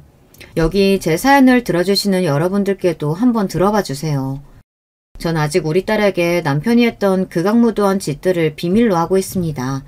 그래서 딸은 왜 엄마가 갑자기 아빠를 자기도 없는 사이에 내쫓았고 할머니도 요양원에 모셨던 건지 그 사정을 전혀 이해하지 못하고 있어요. 감수성이 어린 사춘기 나이의 딸에게 이런 일은 참 이해하기 어려운 일이겠죠. 그래서 아빠를 용서하고 다시 합치기를 바라는 딸에게 전 어떻게 어디까지 설명해야 좋을지 모르겠습니다. 아빠의 밑바닥을 모조리 드러내자니 아이가 불쌍하고 지금처럼 덮어만 둔다면 저는 딸에게 이해받지 못한 채로 계속 사이가 틀어지겠죠. 여러분이 제 상황이라면 어떻게 하시겠어요? 이 상황을 현명하게 해결할 수 있는 지혜를 좀 나눠주시면 좋겠습니다. 제 사연이 유튜브에 업로드된다면 댓글을 보고 제가 어떻게 할지 결정할게요. 많은 참여 부탁드립니다. 그럼 이제 저는 여기서 인사드릴게요. 안녕히 계세요. 안녕하세요. 저는 충청도 시골에서 농사지으며 남매를 키우는 40대 후반 여자입니다. 제 직업이 농부라서 어디 가서 소개하면 꼭 질문이 많더라고요. 체력적으로 힘들지 않냐, 어떤 거 키우냐, 심지어 돈은 얼마 정도 버냐 등 많은 질문이 들어옵니다. 아마 여러분도 궁금하실 텐데요. 거두절미하고 본론부터 말하자면 저는 꽤 크게 농사를 짓고 있어요. 재배하는 작물도 하나가 아닙니다. 농사 짓는다고 하면 사람들이 가난하다고 생각하는 경우가 있더라고요. 근데 전 전혀 아니에요. 하지만 시골 출신이라고 하면 고정관념을 가지고 절 대하는 사람이 많더라고요. 아, 거기 저도 들어봤어요. 근데 거기 맥도날드 있어요? 서브웨이는요? 이런 식으로 매우 무례하게 물어보는 사람도 많아요. 물론 우리 지역은 시골이고 겉으로만 보면 되게 한적합니다. 대형마트도 없고 유명한 프랜차이즈 가게도 없으니까요. 그런데 그렇다고 제가 불행하게 자란 건 전혀 아니에요. 부족하게 자라지도 않았고 지금도 여유롭게 살고 있습니다. 시골에서 저처럼 농사 지으며 사시는 분 중에 서울에 따로 자기 집이 있는 사람도 많아요. 저 역시 그렇습니다. 하지만 시골의 장점이라고 할까요? 한적함이 주는 여유가 참 좋습니다. 여유를 느끼고 자연을 느끼는 게 얼마나 좋은지 몰라요. 우리 아이들도 시골에 사는 게 좋다고 하더라고요. 사람들에 치여 살지 않아도 되니 정신건강도 얼마나 좋은지 모릅니다. 제가 이렇게 얘기하는 이유는 절대 돈이 없어서 시골에서 농사 짓는 게 아니라는 거예요. 오늘 여러분께 소개할 제 사연이 이와 관련된 내용입니다. 저는 앞서 말했듯 시골에서 태어나서 자란 토박입니다. 부모님은 제가 아는 이 농사를 하고 계셨고 위로는 2명의 언니가 있어요. 세 자매 중 막내로 태어난 저는 사랑을 듬뿍 받고 자랐습니다. 언니들과 사이도 매우 좋았고 지금도 좋아요. 화목한 가정에서 큰 걱정 없이 자랐습니다. 부모님이 농사 지으실 때는 사실 이 정도 규모는 아니었어요. 지금은 밭도 크고 넓은 과수원도 같이 하고 있거든요. 그런데 제가 어릴 땐 그냥 작게 했었습니다. 딱 집 앞에서 상추와 배추 같은 소규모로 농사를 지었어요. 그래서 우리 집이 찢어지게 가난하진 않았지만 그렇다고 넉넉하지도 않았습니다. 그 시절엔 다들 그랬듯이 아끼고 살았죠. 저는 교복도 새 것으로 입어본 적이 없어요. 언니들이 물려준 교복을 입었거든요. 넉넉한 집안이 아닌데 애가 3명이나 있으니 그건 어쩔 수가 없었습니다. 첫째 언니는 고등학교를 졸업하고 바로 공장에 들어갔어요. 신발 공장이었는데 언니가 공장에 들어가며 그나마 형편이 조금 나아졌습니다. 월급을 한동안 우리 집 생활비로 다 썼거든요. 물론 집에 빚이 많아 그걸 갚기도 했었죠.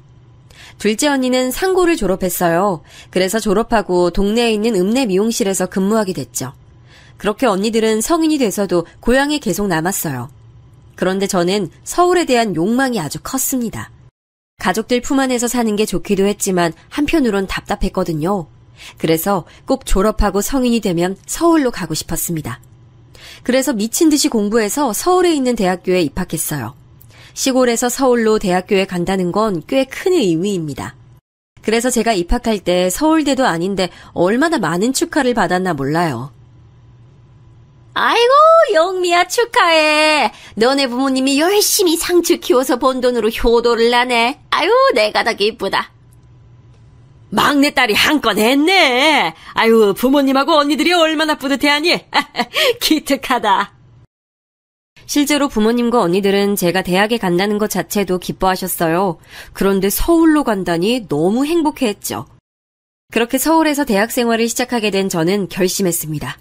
절대 다시 시골로 돌아가지 않겠다고요. 제가 겪은 서울은 너무 큰 세상이었고 모든 게 좋았어요. 물론 가족들이 있는 고향이 좋기도 했는데 서울이 주는 화려하고 다채로운 세상을 포기할 순 없었죠. 가족들에게 손 빌리는 게 싫어서 등록금이 아닌 생활비는 제가 벌었어요. 그리고 학교 앞 식당에서 아르바이트하다 지금 남편을 만났습니다. 남편은 같은 학교 학생이었고 저보다 2살 많은 오빠였어요. 그때 당시 너무 잘생겨서 제가 따라다녔죠. 보통의 연인들처럼 싸우기도 많이 싸우고 좋을 땐 이것보다 좋을 수가 없었습니다. 둘 다 졸업하고 서울에 있는 회사에 나란히 들어갔어요. 직장도 자리 잡고 사귄 기간도 늘어나니 자연스럽게 결혼 얘기가 나왔습니다. 그러면서 남편의 집안 사정을 그때 자세히 알게 됐어요. 사실 듣고 저는 되게 놀랐는데 남편은 무려 4형제 중 막내였습니다. 물론 연애하면서 서로 가족 얘기도 하니까 어느 정도는 눈치챘는데 형이 3명이나 있을 줄은 전혀 몰랐어요. 항상 남편은 저에게 그냥 형이라고 지칭하는 경우가 많았거든요. 그런데 이것보다 더 놀랐던 건 바로 남편은 어머니가 안 계셨습니다. 평소에 가족 얘기를 꺼리던 이유가 이거였어요. 저도 3자매 중 막내로 자랐으니 형제가 많은 건 문제가 되지 않았습니다.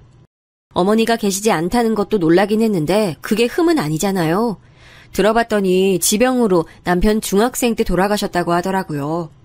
그렇게 서로 집안 사정을 다 터놓고 얘기하고 각자 집으로 인사를 갔습니다. 그리고 저는 결혼 전에 파혼 얘기까지 나오는 사건이 발생했습니다. 바로 형님들 때문에요. 남편이 먼저 우리 집에 인사를 왔었는데 사실 우리 집은 남편을 굉장히 반겼어요. 첫째 언니와 둘째 언니는 이미 결혼한 상태였는데 형부들이 사실 그다지 좋은 성격과 외모를 가지고 있진 않았거든요. 첫째 언니는 공장에서 만났고 둘째 언니는 손님과 결혼했는데 둘 다 능력이 딱히 없었어요. 그런 형부들을 보다 멀쩡하게 서울에서 직장을 다니는 사위가 온다니 부모님은 버선발로 맞이하셨죠. 아이고 정서방 이리 와요. 서울에서 오느라 고생했어요. 우리가 시골이라 크게 대접해주고 싶었는데 그럴 수가 없어서 미안해요. 대신 많이 차렸으니까 편하게 많이 먹고 가요. 실제로 엄마는 남편이 인사 온다는 소식을 듣고 시장에 가서 한우를 사오셨더라고요. 제가 자라면서 집에선 먹어본 적이 없는 그 한우요. 아버지는 우리가 집안 마당에서 키우던 오리까지 손수 잡아서 남편을 맞이했습니다. 언니들도 형부들하고 와서 갈비찜부터 그날 당일한 겉절이까지 상다리가 휘어질 정도로 준비했더라고요. 남편은 그날 기대에 부응하겠다고 무리하게 먹었습니다. 올라가다 휴게소에서 소화제를 사 먹을 정도로요. 부모님은 남편의 차에 농사지은 고구마부터 상추, 온갖 농작물을 가득 담아주셨습니다. 사람이 기대하면 안 되고 무언가를 바라고 이런 대접을 해준 건 진짜 전혀 아니에요. 그런데 이렇게 우리 집에서 남편을 맞았으니 저도 살짝 기대하는 마음이 생겼습니다. 그냥 푸대접만 아니길 바랐죠. 그런데 웬걸 시댁에 가자마자 저는 빈정이 상할 대로 상했습니다. 아, 오늘 온다고 했었지? 미안. 내가 너무 바빠서 깜빡했네. 일단 밥이라도 먹어야 하니까 우리 가게로 갈까? 아니, 제가 오늘 인사 온다고 했잖아요. 참. 까먹을 수도 있지 뭘 그렇게 정색해. 재수씨 어서 와요. 일단 우리 가게로 갑시다. 저는 시댁에 인사 간다고 백화점에서 옷까지 사입고 고급 한우와 과일 세트를 사서 갔거든요. 꽃다발과 와인도 챙겨서 떨리는 마음으로 갔는데 저한테 돌아오는 건 푸대접이었습니다. 첫째 아주버님과 형님은 고깃집을 하고 계셨는데 제가 오는 것을 까먹었다고 하더라고요. 그러면서 저를 본인들 가게로 데려갔어요. 그래, 얘기 이미 들어서 알겠지만 우리 집에 시어머니가 안 계셔. 오히려 동서는 좋을 거야. 다들 모난 성격이 있는 것도 아니고 시집살이 당할 일은 없잖아? 아버지도 병원에 계셔서 사실 우리 집안의 실질적인 가장은 우리야. 그냥 우리 부부를 시부모라 생각하면 돼. 오히려 좋을 거야. 우리가 이렇게 보여도 참 돈도 잘 벌고 능력이 있거든. 이 가게뿐만이 아니고 저기 골목 뒤에 또 가게가 있어. 횡재한 거지. 진영이가 순하고 착하니까 결혼해서 살기엔 딱이지. 우린 명절엔 꼭 모이니까 그건 명심하고 가족들이 사이가 좋아서 행사가 많아. 첫째 아주버님과 형님은 저한테 대뜸 반말로 자기 자랑을 하기 시작했어요. 뭐라 대답해야 할지 몰라 가만히 있었습니다. 남편만 중간에서 어쩔 줄 몰라 했죠. 본인들 가게가 얼마나 잘 되는지부터 자식들의 학교 성적까지 온갖 자랑을 들었습니다. 사실 그 자리에서 제가 존중받는다는 기분은 들지 않았어요. 그래서 다른 형제들은 보지도 못했지만 현실적으로 결혼이 망설여졌습니다. 그런데 이걸 부모님께 전달하자니 너무 속상해하실 것 같았어요. 그래서 언니들한테만 말했습니다. 언니들은 당연히 제 편이었죠. 아니, 우리는 마당에서 오리까지 잡아서 대접했더니 이게 뭐야? 아니, 이건 우리 집안 무시하는 거잖아. 지금 시골 출신이라고 무시하는 거야? 뭐야? 나 너무 기분 나빠. 이대로는 결혼 못 시켜. 제부한테도 실망이야. 진영 씨도 몰랐대. 계속 몇 주 전부터 내가 온다고 했는데 그걸 까먹은 것 같더라. 시아버지가 병원에 계신다는 것도 몰랐어. 제가 인사를 다녀온 후 결혼 얘기가 나오면 침묵하자 남편은 눈에 띄게 당황했어요. 그러면서 저를 설득하기 시작했습니다. 나도 우리 큰형이랑 형수님이 왜 그랬는지 모르겠어. 그런데 워낙 바쁜 사람들이라 자기가 이해해주면 안 될까? 내가 앞으로 서운할 일 전혀 없게 할게. 남편은 계속 저를 설득했고 저는 그럼 상견례까지는 해야지 고민했습니다. 그리고 나머지 형제들도 만났는데 아니나 다를까 그 자리에서 우리 고향에 대해 언급하기 시작했어요. 아, 거기 들어본 것 같다. 그럼 부모님은 농사 지으시는 건가? 네, 농사 지으면서 사세요. 저 어릴 때부터 집 앞 밭에서 농사 지으셨어요. 요즘에도 농사 짓는 분들이 계시는구나. 교과서에서만 봐서 몰랐어요. 아니, 형수님들 왜 그러세요? 농사가 뭐 어때서 그래요? 아유, 도련님 결혼하려고 애쓴다. 진짜 귀엽다, 귀여워. 그래, 다들 그만하자. 기에 눌렸다는 표현이 맞을 것 같아요. 형님들은 보통 기가 센 사람들이 아니었어요. 제가 만약 언니들이 없이 외동이었으면 거기서 아무 말도 하지 못했을 거예요. 아주버님들은 오히려 멀쩡했습니다. 생각보다 말수가 없어서 놀랍기도 했고요. 그런데 형님들은 자기들끼리 너무 친해 보였어요. 서로 형님, 동서하며 지내는데 마치 자매처럼 친하더라고요. 순간 내가 결혼하면 저 사이에 제대로 낄 수 있을까 생각하기도 했죠. 살면서 고향에 관한 질문은 수도 없이 들었기 때문에 기분이 많이 상하진 않았습니다. 다만 상견례 자리에서 저러면 곤란하다고 남편에게 말했어요. 그리고 상견례 날이 됐습니다. 시아버지가 병원에 누워 계셔서 현실적으로 나오실 수가 없었어요. 제가 남편과 따로 시아버지를 보러 갔을 때도 시아버지는 눈만 간신히 뜨고 계셨습니다. 남편이 많이 늦둥이이기도 해서 시아버지는 이미 연세가 많으셨죠. 상견례 자리에서는 생각보다 조용하게 넘어갔어요. 문제는 결혼식 혼주 문제였습니다. 집안에 대신 앉을 어른이 계시지 않았거든요. 그래서 결국 첫째 형님과 첫째 아주버님이 혼주석에 앉게 되셨어요. 시아버지는 거동이 불편하셔서 도저히 병원에서 나오실 수가 없으셨죠. 그런데 저는 시어머니가 마치 3명이 있는 기분이 들었습니다. 형님들은 생각보다 우리 결혼식에 관심이 많았어요. 아니, 결혼식뿐만 아니고 우리 부부에게 지나친 관심을 보였습니다. 남편이 늦둥이라 오히려 조카들과 나이대가 비슷했거든요.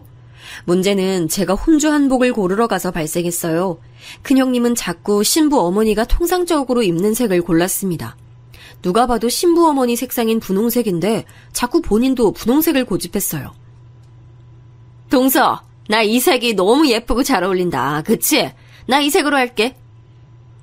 그런데 저희 엄마가 이미 언니들 결혼할 때 한복을 구입하셨는데 그 색이 분홍색이에요. 겹칠 것 같은데. 겹치면 뭐 어때? 똑같이 예쁜 색 입으면 좋지.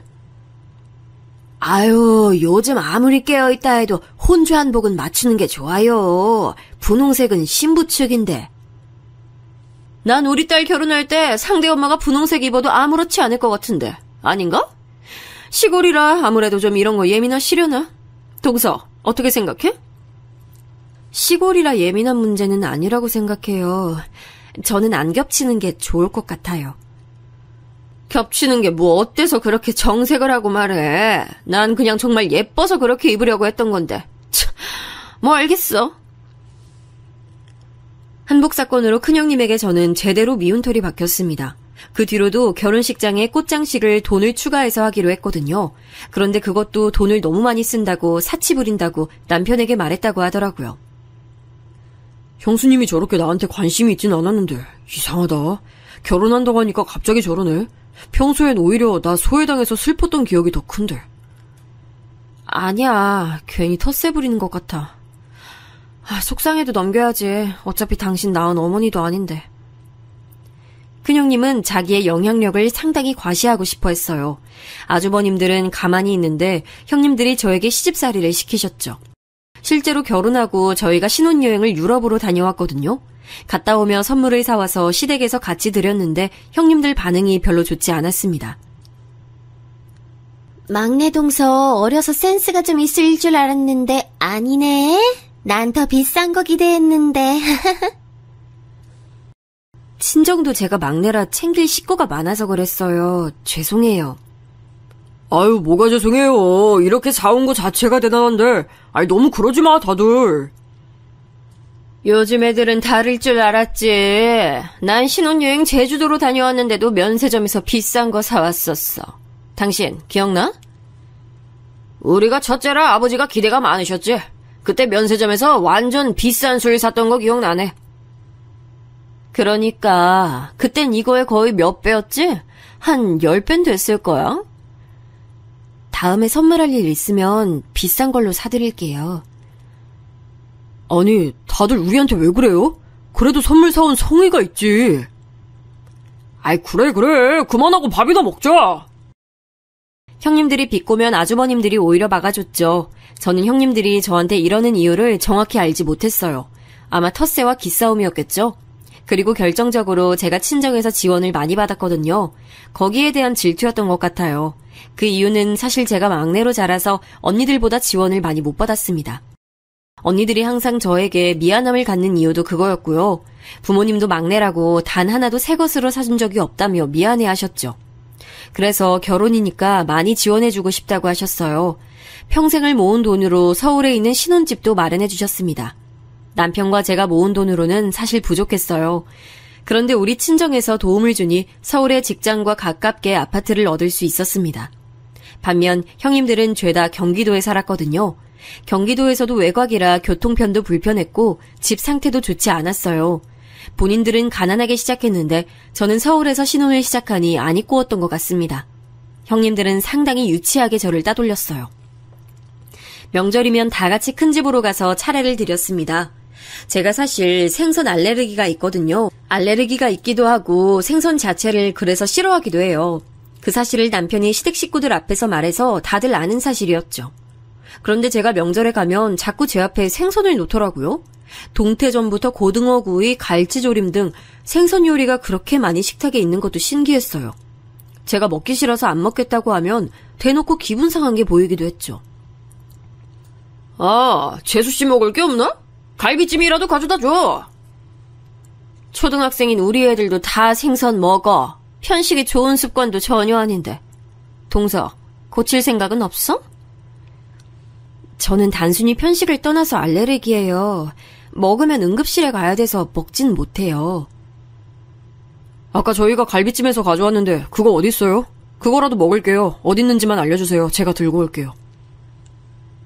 그거는 내일 차례 지내고 먹으려고 했는데 저기 베란다에 놔뒀는데 꼭 이렇게 먹다가 일어나게 시키네. 눈치가 보여 제대로 밥을 먹을 수가 없더라고요. 일부러 남편과 제가 먹으려고 갈비찜이니 과일이니 다 가져가도 그걸 다 베란다에 숨겨놓고 주지 않았습니다. 식사 준비할 때 제가 고기를 찾으면 은근히 다시 그대로 식탁에서 그릇을 슬며시 가져오기도 했어요. 이런 식으로 유치하게 구는 게 너무 속상했습니다. 저도 할 말은 다 하는 성격인데 아무리 말해도 들은 척도 하지 않았죠. 그래도 둘째 언니가 말하길 진짜 시어머니도 아니니까 너무 신경 쓰지 말라고 하더라고요. 남편도 중간에서 형님들을 잘 막아주기도 했고요. 그래서 남편에게 의지하며 최대한 시댁에 가지 않고 버티고 있었습니다. 어차피 진짜 시부모님도 아니니까 그렇게 거슬리지도 않았어요. 그리고 저는 결혼하고 바로 임신해서 첫째를 낳았습니다. 첫째는 아들이었는데 아토피가 되게 심했어요. 저는 피부가 매우 좋은 편이라 몰랐는데 남편이 어릴 때 아토피가 심했다고 하더라고요. 그래서 아들 피부 때문에 대학병원도 다니고 피부과도 정말 많이 갔습니다. 그런데 피부가 안 좋은 분들은 아실 텐데 안 그래도 속상한데 그걸 언급하면 더 속상하잖아요. 가족끼리 모이면 형님들은 꼭 우리 아들 피부에 대해 언급하셨어요. 재영이 피부는 나아질 기미가 안 보이네. 병원은 다니고 있어? 네, 약도 먹고 있고 먹는 것도 관리하고 있어요. 그런데 유전이라 어쩔 수가 없나 봐요. 그거 엄마가 집에서 관리 잘해주면 좋은데 동서는 일 다니니까 아무래도 한계가 있나 보다. 속상하지만 어쩔 수 없지. 아내가 열심히 집에서도 최대한 가공식품 안 쓰고 식단 관리하고 있어요. 안 그래도 속상한데 왜 그러세요? 실제로 저는 아들 피부에 굉장히 예민했어요. 어릴 때가 유독 더 심했거든요. 아무리 연고를 발라도 나아질 기미가 보이지 않았죠. 속상한 마음에 잠든 아들 옆에서 한참을 운 적도 많아요. 그런데 시댁에 갈 때마다 저런 소리를 들으니 나중엔 모이기 며칠 전부터 머리가 아파서 약을 먹을 지경이었습니다.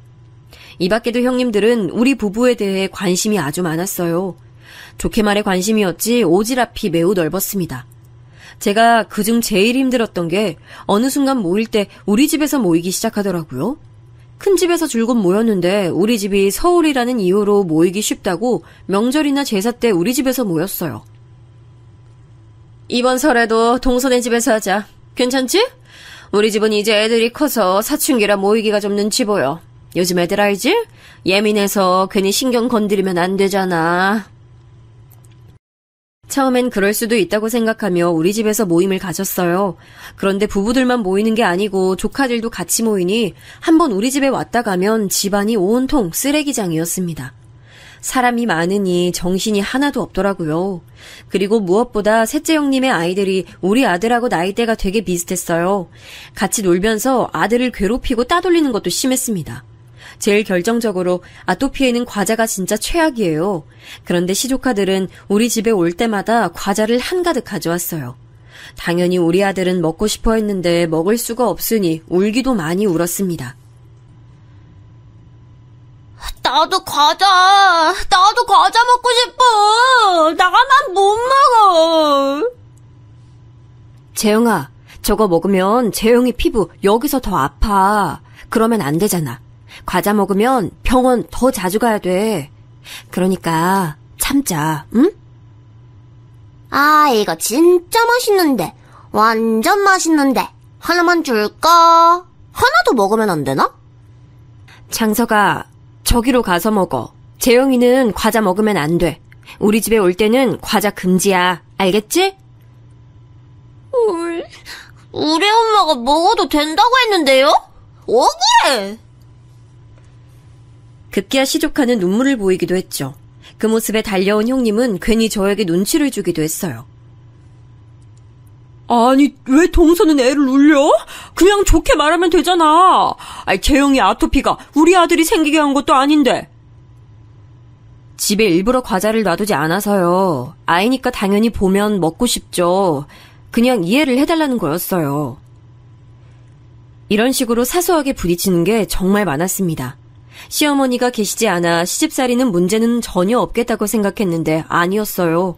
그렇게 스트레스를 받는 와중에 시아버지가 병상에 계시다 돌아가셨어요. 워낙 병원에 오래 계시기도 하셨고 지병이 있으셔서 예상한 죽음이었습니다. 그렇게 갑작스러운 소식은 아니었어요. 저는 시아버지와 유대감이 딱히 없어서 슬픈 마음이 크진 않았습니다. 제가 냉정한 게 아니고 진짜 저는 시아버지가 말씀하시는 것도 제대로 들은 적이 없어요. 당연히 남편 아빠고 어른이 돌아가신 거니까 속상하고 슬픈 마음은 있었죠. 하지만 그렇다고 제가 장례식장에서 엉엉 눈물이 나진 않았습니다. 그런데 형님들은 누가 보면 자기 본인 아버지가 돌아가신 것처럼 울었어요. 아주버님들보다 눈물을 많이 흘리는 모습을 보며 의아했는데 장례식이 끝나고 그 이유를 알게 됐습니다. 바로 시아버지가 돌아가시며 남기신 재산이 있었어요. 그 재산 분배를 두고 알게 모르게 눈치 싸움이 시작됐습니다. 그런데 저는 거기에 별로 끼고 싶지 않더라고요. 안 그래도 형님들을 생각하면 머리가 지끈거리고 편두통이 있었거든요. 그래서 남편에게 말해서 우리는 재산 분할에서 빠지겠다고 했죠. 막내 동서는 집에 돈이 많은가? 재산 정말 한두 푼도 안 받을 거야? 저희는 그냥 있는 것에 고마워하며 살게요. 진짜 괜찮아요. 시골 출신이라 무소유로 사는 건가? 그렇게 시아버지의 재산을 남편의 세 형들이 나누어 가졌습니다. 그러면서 경기도 외곽에 살던 형님들은 서울로 다 들어가게 됐어요. 원래 살던 집에 유산을 합쳐 서울로 들어오게 된 거죠. 그러다 보니 저는 더 괴롭게 됐습니다. 저는 앞서 말했듯 일하는 직장인이었어요. 그런데 큰형님을 제외한 2명의 형님들은 주부였어요. 그러니 남는 게 시간이었죠. 저는 주말에 쉬고 싶은데 뻑하면 연락이 왔어요. 동서, 우리 근교로 놀러 가자. 동서 운전할 줄 알지? 우리는 못하니까 동서가 운전 대신해줬으면 좋겠어. 형님, 저 주중에 일해서 피곤해요. 혹시 다음 주에 가도 될까요? 제가 이번 주는 야근을 너무 많이 해서 힘들어요. 동서, 우리가 시부모님이 안 계시니까 형제들끼리 친하게 지내려고 그러는 거야. 이게 다 동서를 위해서 그러는 건데 속상하다. 우리끼리 친하게 지내면 좋잖아? 형님들은 가족 간의 화합을 굉장히 중요하게 생각했어요. 그도 그럴 것이 모이면 자기들끼린 편했거든요. 이미 친한 사이였고 또 아이들을 데리고 만나면 상대적으로 제일 젊은 제가 전담해서 돌봤습니다. 저라도 이런 관계였으면 모이려고 했을 것 같아요. 이렇게 제가 점점 스트레스를 받고 있을 때 마침 친정에서 연락이 왔어요. 부모님이 주말에 내려올 수 있냐고 하더라고요. 그래서 남편과 부모님을 뵈러 갔더니 부모님이 뜻밖의 말을 꺼내셨습니다. 그래서 우린 이제 여기서 벗어나서 제주도로 가려고. 근데 너희 언니들은 농사 짓는 게 싫대. 혹시 생각 있니? 너희야말로 서울에서 자리 잡고 사니까 생각이 없을 수도 있지만.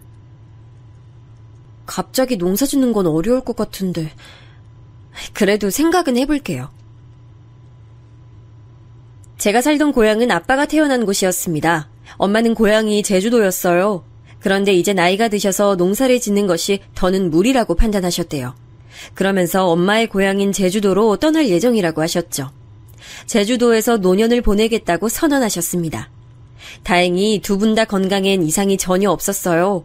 그래서 여유롭게 살기 위해 떠난다고 하셨죠. 그 점은 저도 너무나도 응원했어요. 그런데 언니들은 농사 짓는 것이 싫다고 거절했다고 하더라고요. 처음엔 저도 저 제안을 듣고 수락하지 않으려고 했습니다. 잘 다니던 직장도 있었고 서울살이가 좋았거든요. 그런데 시간이 지나며 형님들이 서울로 와서 저를 괴롭게 만드는 게 늘어났어요. 심지어 우리 집에 시조카드를 맡기고 본인들은 놀러 다니기도 했죠. 동서 미안해. 잘 부탁해. 애아빠가 오랜만에 쉬는 거라 모처럼 우리 둘이 놀러 갔다 오려고. 우리 애들 말썽 안 피우는 거 알지? 형수님, 그래도 이렇게 갑작스럽게 이러시면 다음부턴 이러지 말아주세요. 걱정 마요. 서방님 결혼하더니 아내밖에 모르네. 저도 주말이 유일하게 쉬는 날인데 아이들 먹는 건 아무거나 먹여도 되죠? 대충 라면 먹여. 고마워. 라면은 우리 집에 애초에 없는 음식이었어요. 아들이 아토피가 매우 심해서 밀가루 음식을 먹게 하지 않았거든요. 그런데 이런 식으로 시조카드를 우리 집에 맡기고 가면 아들은 자꾸 가공식품에 노출됐습니다. 애들끼리 놀러 나갔다가 음식을 잘못 먹어서 피부가 뒤집히는 날도 적지 않았어요. 그래서 제 정신적 고통도 고통이지만 아들을 위해 시골살이를 결심했습니다. 남편은 다행히 재택근무가 가능한 직종이었어요. 그래서 시골에 가서도 계속 일할 수가 있었습니다. 정말 다행이었죠. 반면 제 직장은 재택이 불가능한 구조라 저는 직장도 그만뒀어요. 하지만 아들의 피부 문제가 갈수록 심해져서 시골로 내려갔습니다. 실제로 매연과 안 좋은 공기가 가득한 서울이 아닌 사방에 높은 건물이 없는 시골에 가니 아들의 피부가 눈에 띄게 좋아졌어요. 밀가루 음식이 아닌 직접 재배한 유기농 채소들을 먹었거든요. 대학병원에서 받은 약보다 훨씬 효과가 좋았습니다. 그리고 저도 정신적으로 형님들과 멀어지니 살 것 같았어요. 해방감을 느끼게 됐죠. 엄마 이것 봐. 나 개울가에서 아빠랑 물고기 잡았어. 우와, 엄마도 어릴 때 물고기 잡으면서 놀았는데 재밌었어? 실제로 시골에 와서 우리 가족의 사이는 더 좋아졌어요. 저도 스트레스를 받지 않으니 성격이 많이 좋아졌습니다. 그리고 농사를 짓기 시작했는데 이게 또 흥미롭더라고요. 의외로 농사에 재능이 있을 줄은 몰랐습니다. 남편과 아들과 같이 밭일을 하는 게 너무 즐거웠어요. 그리고 부모님이 나이대가 있으셔서 파는 방법이 한정적이었거든요. 저는 인터넷을 주로 사용할 줄 아는 세대니까 그 점을 이용했습니다. 재배하는 방법도 다양하게 시도했더니 생각보다 농사도 잘 됐어요. 그러면서 인터넷을 통해 농사 지은 것을 팔기 시작했습니다. 처음부터 잘 된 건 아니었는데 입소문이 났어요. 여러분 혹시 유행했던 샤인머스켓 들어보셨나요? 남편과 저는 초창기에 이 분야로 뛰어들었어요. 그리고 어마어마한 돈을 가지게 되었습니다. 물론 그 과정에서 밤에 잠도 제대로 잘 수가 없었어요. 제대로 결과물이 나오지 않으면 속상해서 잘 수가 없었죠. 사업이 성공하면서 남편은 재택으로 일하던 회사도 그만두게 됐습니다. 너무 바빠서 우리 둘은 시댁 행사에도 참여하지 못할 정도였어요. 아니 시골 내려가더니 아예 연락을 끊은 거야? 아무리 그래도 얼굴은 비춰야 예의지. 곧 아버님 제사니까 올라와. 알겠어? 동서, 그러는 거 아니야. 사람이 도리라는 게 있는 거야. 시부모님이 안 계셔도 사람이 기본적인 예의는 있어야지. 아닌 건 아닌 거야. 아, 네. 저희가 너무 바빠서 어쩔 수가 없었어요. 얼굴 비출게요. 실제로 저와 남편은 2년 동안 시댁 식구들의 얼굴을 보지 않았거든요. 시간이 지나며 저도 악감정이 사그라들어서 오랜만에 서울로 가게 됐습니다. 가면서 샤인머스켓 박스를 챙겨가서 선물도 드렸죠. 아, 이거 농사 짓는 거야? 시골살인 좀 어때? 거기 주변에 아무것도 없잖아. 너희 말고 다른 사람이 살긴 하지? 밤에 귀신 나오는 거 아니야? 무섭겠다. 괜찮아요. 그래도 근처 도시로 가면 있을 건 다 있어서 불편함이 없어요. 실제로 재영이 피부도 전보다 괜찮아졌으니까 다행이죠. 그건 그래. 확실히 공기가 좋아서 그런가? 아, 동서. 우리 그럼 이번 여름엔 동서네 집에 가서 휴가 보내자. 나도 그 지역 한 번도 안 가봤거든. 그거 좋은 생각이네. 그래, 우리 동서네 집에 좀 놀러 갈게. 이사 가고 집들이도 안 갔잖아? 난 평생을 도시에서 살아서 시골에서 어떻게 사는지도 너무 궁금하다. 막 감자 캐서 먹나? 아, 그냥 뭐 사는 건 다 비슷하죠. 그런데 남편하고 제가 정말 너무 바빠요. 그래서 형님들이 오셔도 신경을 잘 못 써드려요. 그러면 저희가 너무 죄송하니까. 에이, 아니야. 우리 그냥 냅둬도 돼. 우리끼리 알아서 잘 놀게. 그럼 이번 여름 휴가는 동서네 집에서 보내는 걸로 하자. 애들한테도 시골이 불편해도 좋은 경험은 되겠네. 남편하고 상의하고 알려드릴게요. 그런데 진짜 저희 집 시골이라 주변에 뭐 없고 불편하실 텐데. 아깐 괜찮다며. 아, 그러지 말고 좀 놀러 가자. 그런데 불편할 수도 있으니까 우리가 많이 챙겨가야겠네. 동서야 뭐 시골 출신이니까 괜찮겠지만 우린 아니잖아. 주변에 뭐 약국은 있나? 일단 저는 알겠다고 대답은 했습니다. 그리고 초대하지 않으면 그만이니까요. 여름이 되고 실제로 휴가 계획을 세우기 시작했어요. 그런데 마침 제가 그때 둘째를 임신하게 되면서 흐지부지 됐습니다. 아직 세상에 나오지도 않은 둘째에게 얼마나 고마웠는지 몰라요. 몸조리를 핑계로 시댁 식구들을 부르지 않았죠. 제가 서울에서 형님들에게 너무 많이 당해서 일부러 피하고 싶었는데 그 명분이 생겨 좋았습니다. 그리고 남편과 제가 하는 농사는 날이 갈수록 잘 됐어요. 그래서 직원도 뽑아서 일하게 됐습니다. 그런데 아무리 돈이 많아도 집을 더 화려하게 짓거나 하진 않았어요. 그 집은 제가 예전에 살던 집이라 추억이 많기도 했고 또 누구한테 보이는 삶이 아닌 우리 가족이 만족하는 집이라 그 상태로도 좋았습니다. 그리고 저는 원래 물욕이 없는 사람이라 명품이나 다른 것에도 진짜 관심이 전혀 없었어요. 돈은 당연히 많을수록 좋지만 그렇다고 그걸 저를 치장하는 것에 투자하고 싶은 마음은 없었습니다. 그런데 저와 달리 남편은 경우가 달랐어요. 남편은 다른 건 진짜 괜찮았는데 유독 차에 관심이 많았습니다. 남자들은 이런 경우가 많죠? 여보, 또 슈퍼카 사진 보고 있어? 그러면 하나 사. 당신 그렇게 가지고 싶어 했던 거잖아. 이거 진짜 비싸. 5억이나 하는 거라 턱 사기엔 부담스러워. 당신 나 따라서 시골 와서 고생 많이 했잖아. 우리가 돈을 못 버는 것도 아닌데 왜 그래? 괜찮으니까 그냥 사자. 예전부터 사고 싶어 했잖아. 그럼 나 진짜 사도 될까? 고마워. 이거 타고 우리 전국 일주 다니자. 남편은 매우 기뻐했어요. 신이 나서 그 자리에서 방방 뛰는 남편을 보며 이 맛에 돈을 버는 거구나 느끼게 됐죠. 둘째를 핑계로 제가 시댁 식구들과 거의 또 연락두절이 됐잖아요. 갑자기 어느 날 한밤중에 둘째 형님에게 연락이 왔습니다. 동서, 혹시 지금 1,000만 원 빌려줄 수 있을까? 내가 오죽하면 이런 부탁을 동서한테 하겠어? 우리가 지금 남편하고 급하게 쓸 곳이 있어. 네? 갑자기요? 형님, 지금 새벽 2시잖아요. 그리고 무슨 일 때문에 그러시는데요? 내가 나중에 사정은 설명할게. 진짜 급한 일이라 그래.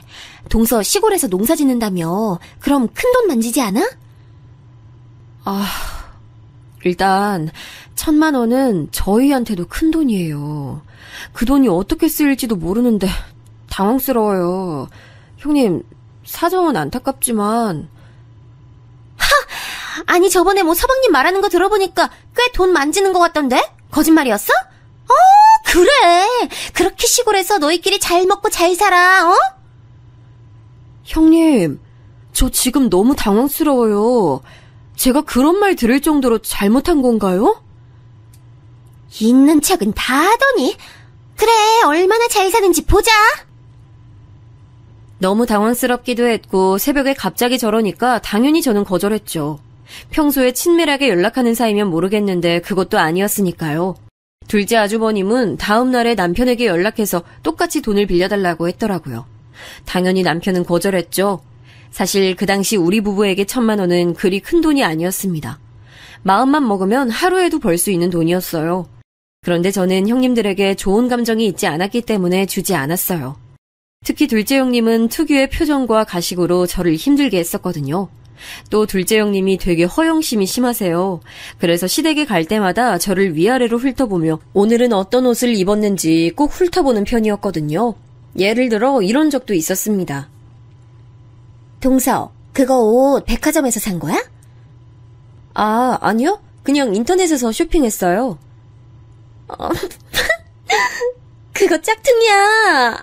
어디서 디자인만 따서 만들었나 보다. 그거 백화점에서 파는 명품 디자인이거든. 난 동서가 알고 입은 줄 알았네. 내가 알려줘서 다행이다. 어디 가서 그런 거 입으면 무시당할 수도 있잖아. 제가 명품엔 관심이 없어서요. 어쨌든 알려주셔서 감사해요. 관심이 없는 거랑 그건 다른 문제 같은데. 뭐 어쨌든 동서는 내가 있어서 다행이다. 알려주는 사람이 있어야 나중에 어디 가서 변명이라도 하지. 이런 식으로 명품에 관심이 많았어요.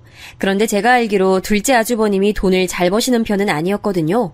그래서 의아했었는데 갑자기 돈을 빌려달라니까 빌려주기가 당연히 싫었죠. 남편에게 넌지시 물어봤더니 어디서 사채를 쓴 것 같다고 말하더라고요. 평소에 하는 걸 보면 딱히 놀랄 만한 소식은 아니었어요.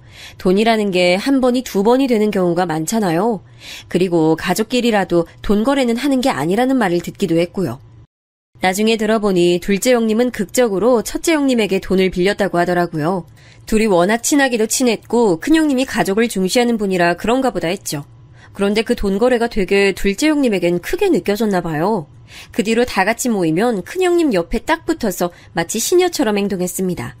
원래도 형님들끼리 더 친했던 건 사실인데 이 사건 이후론 그들끼리 더 가까워졌죠. 어차피 저야 서울에서 벗어났고 거기 끼고 싶지 않아 상관은 없었는데 문제는 그 다음에 일어났어요.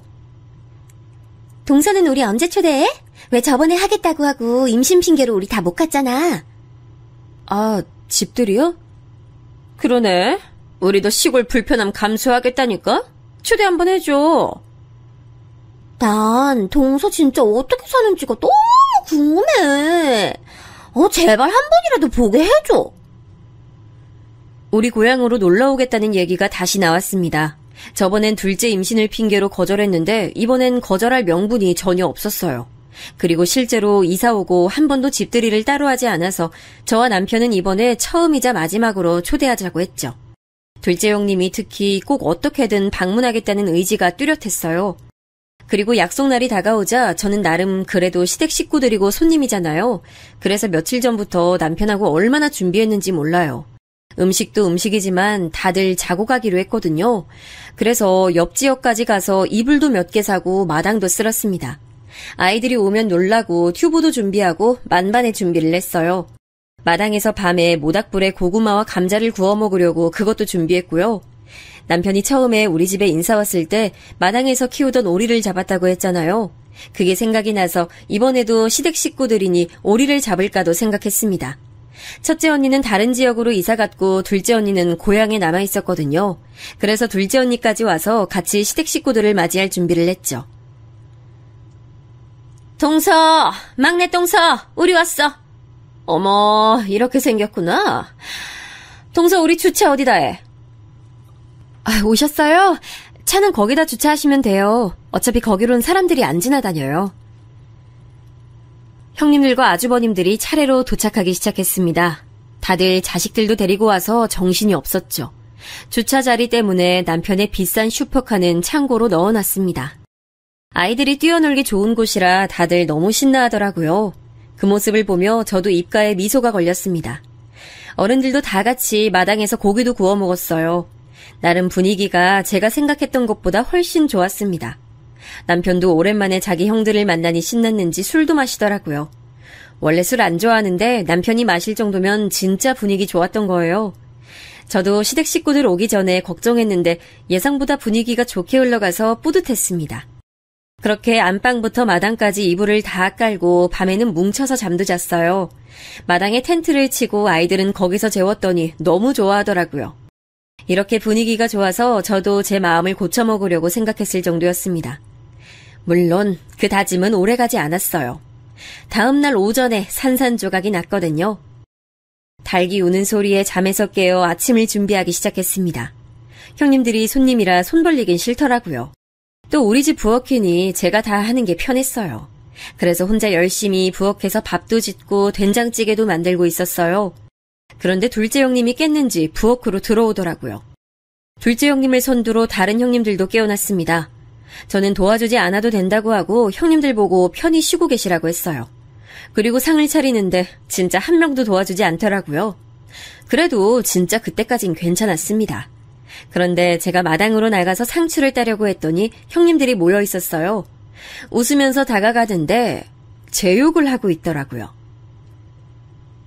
나는 서울로 절대 안 오길래 되게 대단한 집에서 사는 줄 알았어.